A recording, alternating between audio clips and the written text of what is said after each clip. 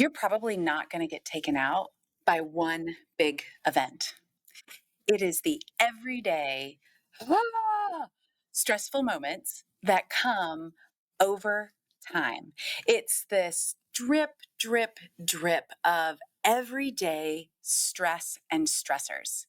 And if you don't learn how to manage that stress on a daily basis, not only is it going to cause you to have a lot of frustration and not enjoy your days, but you are going to damage yourself and probably burn out before you even realize it's happening. And it absolutely will steal your joy. Brad Baker was a Young Life legend. He was a leadership legend in that organization. And he had led hundreds, probably thousands of trips with teenagers. And on one overnight return from Colorado, he woke up to a terrifying realization. The buses full of teenagers were not where they were supposed to be. I'm going to tell you what happened in just a moment and why it has everything to do with the way you handle stress as a leader. If you are new here, welcome to the Joyosity Podcast. I'm so glad that you found your way to this corner of leadership and life where joy is at the center. We are designing life for joy. I'm Jenn Whitmer, international keynote speaker, leadership consultant, and all-around joy bringer. And if you are jumping back in and you are a regular, welcome back. So glad that you are here. I never take that for granted. And this fall, we're continuing our series inspired by my upcoming book, Joyosity: How to Cultivate Intense Happiness in Work and in Life, even when things are what they are, which is, I think, the hardest part. And around here, we are not settling for life with toxicity and life of constant overwhelm and leaders who are exhausted by all the too much. In each episode, I'm going to help you out of that by bringing you stories and research and tools that you can use right away to bring joy back to the center and create a thriving life and workplace, because we're starting with you. So back to Brad. So Brad was dozing in the caravan of buses, and he's in the front seat of the front bus, and he felt this like start, stop, that jerking sound. And he woke up really groggy and he looked out the window and he realized something was very wrong. And he turned, kind of tapped the driver on the shoulder. Where are we? And the driver's like, oh, we're on the on-ramp to the bridge. And Brad froze. There's no on-ramp to that bridge. And so he shouted, stop the bus. And the coach screeched to a halt. And the other four coaches, the other four buses following behind, also had to jolt to a stop, because that front bus, not on an on-ramp, but on the boat slip, feet away from sliding into the Missouri River. The Big Muddy was right there, and they were not where they were supposed to be. And in that moment, after everything gets solved and, okay, we're all safe, nothing has happened, before they could, get back onto the right road, let alone get fuel or get back to Memphis where they were headed, they had to do what? In this caravan of buses, they had to back up the last bus. Nothing else could happen until the most urgent issue was solved.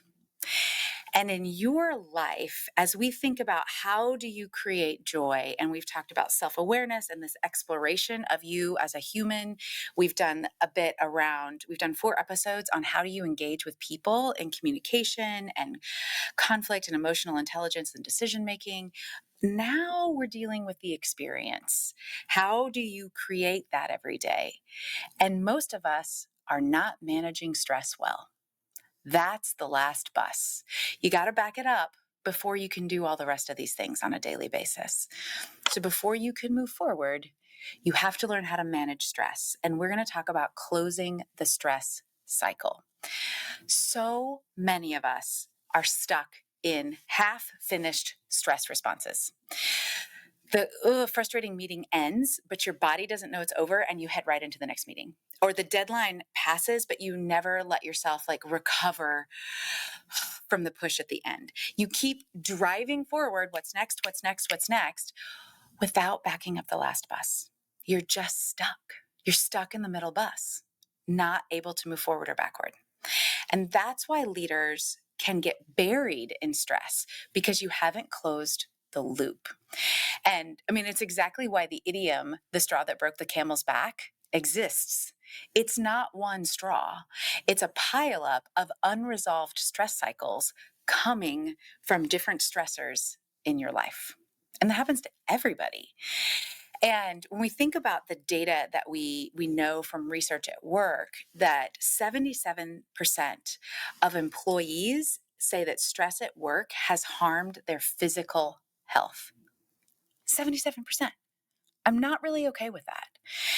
Neuroscience shows us that we are designed to manage stress, but it's not meant to be constant. It's meant to be temporary. Your body goes through a stress cycle that it surges to respond to the stress so you can act, and then you reset and come back down to what we call homeostasis. Homeostasis is basically that place of good neutral. That's homeostasis. Everything in your body is working the way it's supposed to work. So your body is designed to go through this stress cycle because life inevitably will have stressors. That's going to happen to us. We are programmed to move from calm to stress and back to balance again. And so when we come back in that cycle, that's that feeling of, even if the situation hasn't changed. That's why the subhead of the book, even if things are where they are, or even if things are what they are, matters so much. We talked about it last week in the decision-making podcast. You can't control the outcomes. There's so much out of our control. But what you can do is manage your own stress. The health problems that show up when you don't manage stress are deep, and they are lasting. High blood pressure, heart disease, chronic pain, all of those show up in your body if you don't manage stress, because you're pushing all of those straws into your body. And that's not a way to live. It's definitely not joyful, because if you never close the stress cycle, your ability to surge, that adrenaline, like I can do this for a season, like I can do this for a few days or a few weeks, it depletes. You don't have enough of that surge capacity to meet the stress. And so chronic stress starts to erode your health. It starts to erode your decision-making abilities. It erodes your clarity, and it absolutely steals your joy. So if you want to be someone who sustains joy and has sustainable leadership over the long haul, you as a human, and you need to first understand these tiny practices that are specific and intentional to close the stress cycle. These tiny actions that help you close that loop, because these tiny actions in the moment or just after the moment are what help your body reset to homeostasis. You can't think your way out of stress. You must practice your way through. You can't think your way out of stress. You must practice your way through. So I'm going to pause for just a second and talk about my new book. My new book, Joyosity, How to Cultivate Intense Happiness in Work and in Life, Even if Things Are What They Are, is coming in just a few weeks. It's coming so soon. And I am over the moon that it's endorsed by Bob Goff. Bob Goff is a New York Times bestselling author of Love Does, Everybody Always, Dream Big. He's also a podcast host of the Dream Big podcast. He has taught millions of people how to live with whimsy and purpose and joy. And his words about joyosity just mean the world to me. And if you want early access and behind the scenes, and you want to pre-order the book so you get it on the day that it comes, go to jennwhitmer.com/books, and you can pre-order the book in all the places and join the VIP, the Joyosity Works Very Important Party. All those links are in the show notes, but it's at jennwhitmer.com/books. So let's get back to stress and the other things that are part of the stress cycle. One of our problems around stress not the symptoms, but our problems is that we confuse these three concepts. One is the stressor. So the stressor is the event, the email that lands at 4:30 on a Friday in your inbox from your boss, the hospital call about a parent, the brake lights on the interstate that you just keep seeing. Those are the stressors. It's the event. Stress is your body's response. So the stressor sometimes is called the perceived threat. A stressor is the event. The stress is your body's response to the perceived threat. So your body responds with cortisol, adrenaline, a racing heart, maybe shallow breath. You might freeze in some places. Like there are lots of different responses to stress, but it is biological. It is a biological response.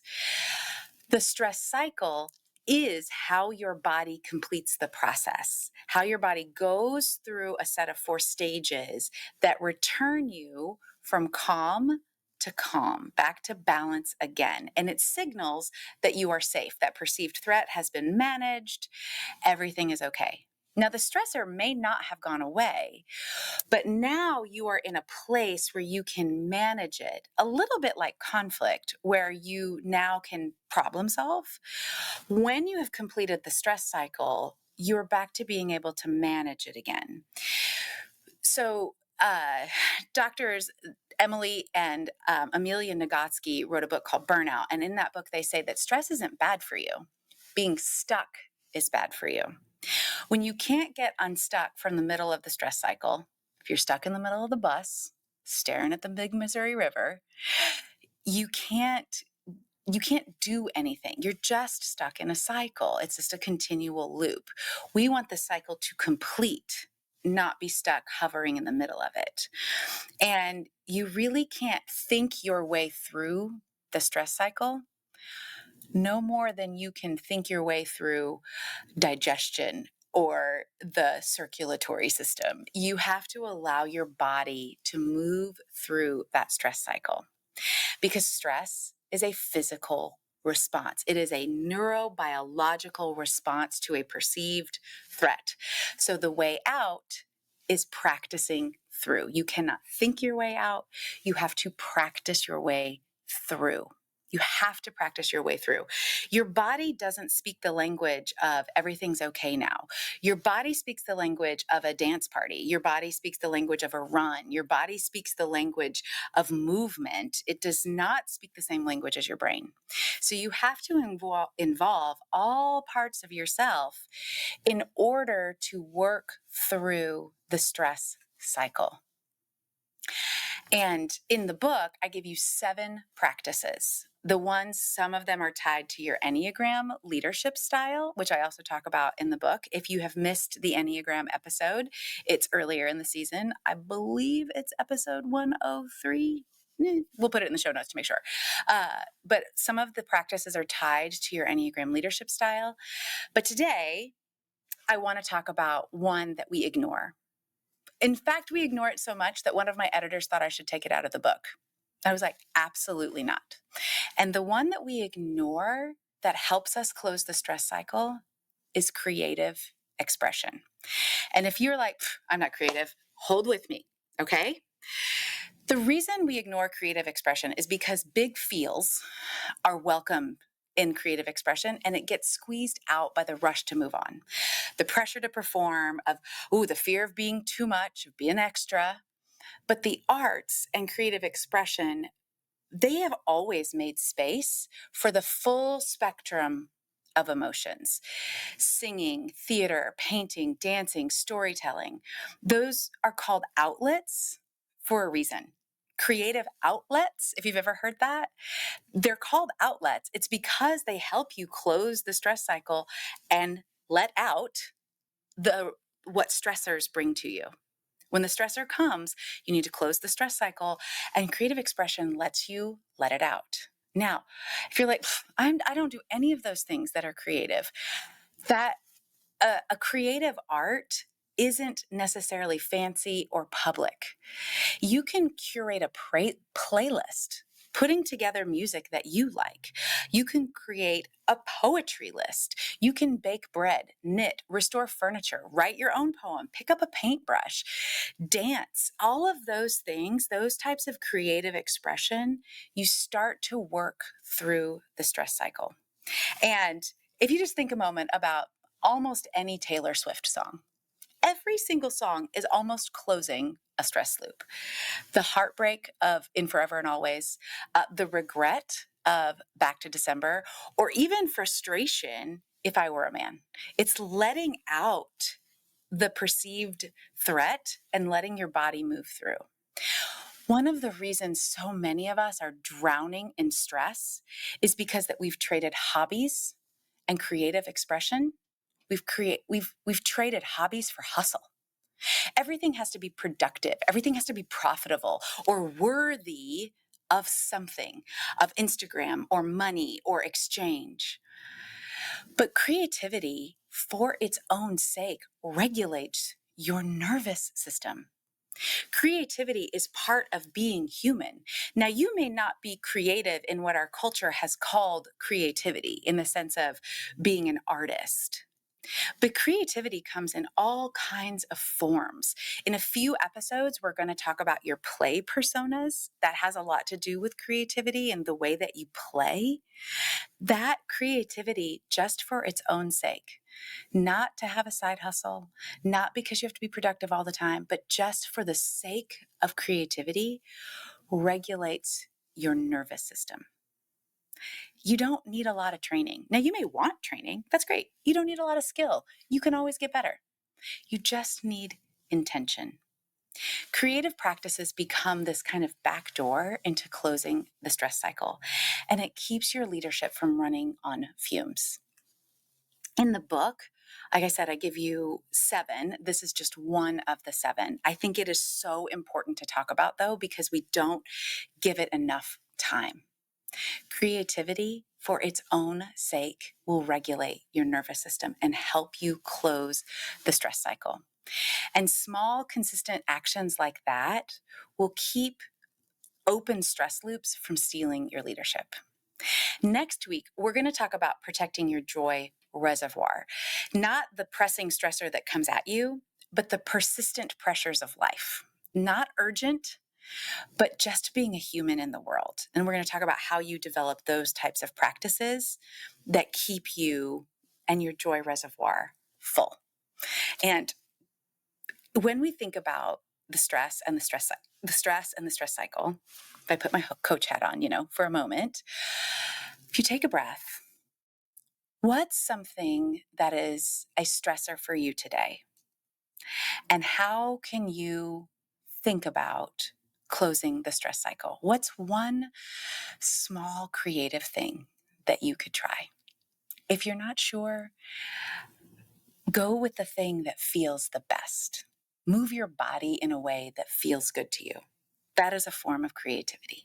Like I said, I have more in the book, and you can go to jennwhitmer.com/books to pre-order the book. You can be a part of the Very Important Party, where I actually talk about this a little bit in our 5-Minute Fridays. So you can find that.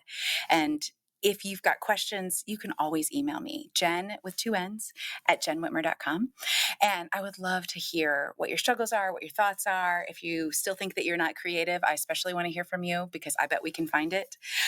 You can follow me on LinkedIn and Instagram at Jenn_Whitmer, and all the links are in the show notes. And I would really love to hear your thoughts, your ideas as we continue together to build this movement to create more joy at work. I know that your earballs are bombarded with all kinds of options. So thank you for choosing to spend some time with the Joyosity Podcast to help yourself create more joy.